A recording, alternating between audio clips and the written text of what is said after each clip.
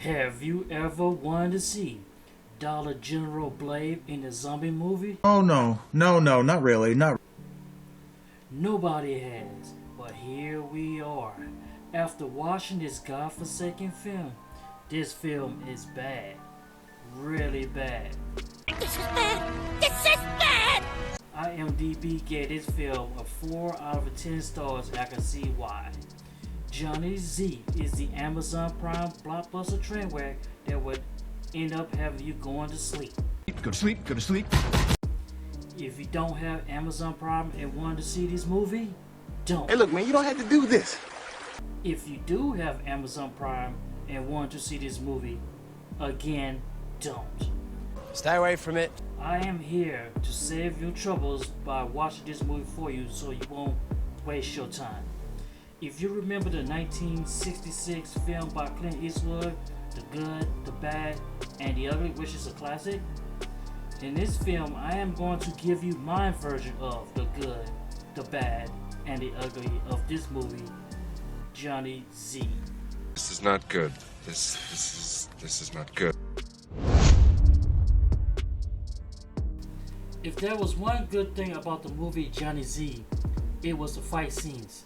Although it is an indie film and they usually have low budget, it was the only reason I managed to stay awake watching this movie. John Way is the character name who is played by Felice Cortez, is the star of the movie and had plenty of fight scenes that was in the warehouse in the beginning of the movie. He also had a few fight scenes that were in an arena where he had to fight zombies like he was in the movie Fight Club. Once in the open field, and even fights in the house where he was protecting Johnny Z. Even Johnny Z, who actually played by Michael Merchant, had a couple of decent fight scenes. Although he is not Wesley Snipes like Blade, but of course he'll do. Also, the movie is about an hour and 30 minutes, which is long enough for this type of movie. You don't want it too long because it'll get too boring, and you want it too short because they couldn't put enough information into the movie. So that's about the right amount of mix that for this movie. It's not over yet.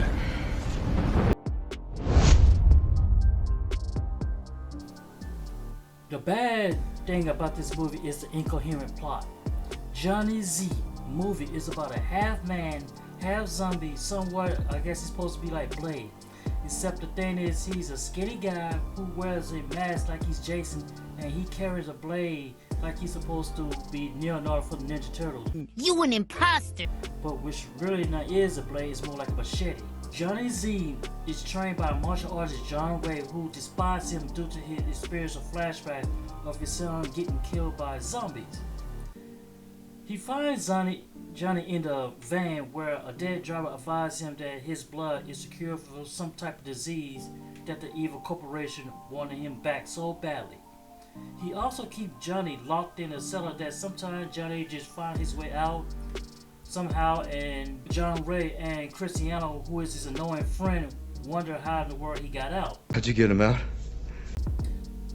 So John Ray needs to find a doctor to find and end up going to some type of fight club that he had to find information about this certain doctor. I guess you have to fight your way to find some information which don't make any sense.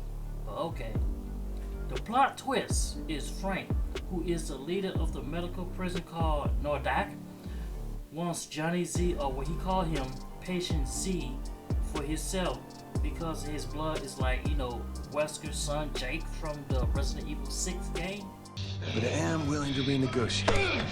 Frank then said foot soldiers, a couple assassins, and a bodyguard to get him back whatever he can. John Ray, on the other hand, hates zombie at first, but eventually he has a change of heart to train Johnny since he does remind him of his son. Sometimes Johnny Americans, whatever he's practicing outside or in open field. He then trains the half man, half zombie to fight against the bad guys that's gonna be looking for him later on the day. I guess he's supposed to be like the new Blade, but it's not working. Johnny, you definitely is not Blade. I'm ready to roll with this. When I say this movie is god awful, I truly mean that. The very first time I tried watching this movie, I literally went to sleep and woke up the next day. Wake up, wake up, wake up. By me reviewing this movie, I had to watch this movie again.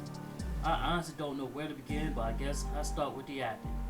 I understand this is an indie film with low budget, but the acting, writing, or combination both is a slow and painful death. A slow, painful death. There were scenes that were overacted. For example, the character Cristiano basically drinks, whines, and complains throughout the whole movie. These zombies basically act like a typical zombies and just show up to get embarrassed during the fight scene. Besides, being a zombie in this movie is a lot better than watching an hour and 30 minutes of this tragedy. This movie is more compared to a combination of a low-budget Blade and one of Steven Seagal movies, Against the Dark. Although Steven Seagal are mostly awful movies, but it's bearable to watch. Oh my gosh, it's bearable.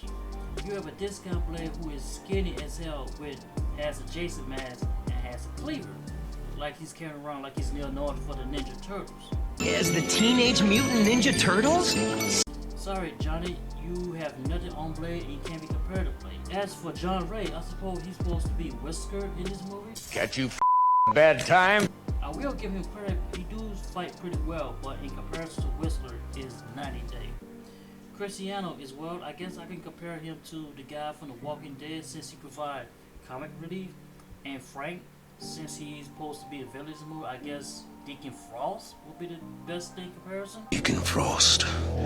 The only thing they got kind of right is the guy who is compared to this guy. Your history. So at the end of the movie, Discount Blade fights Kenshi from Mortal Kombat, and well, I guess it was a spirited fight, and he wins the fight. Frank, however, gets away.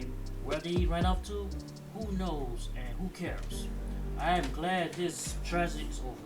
If you don't believe Johnny Z is one of the worst 2023 movies of the year, then you definitely need to see a psychologist.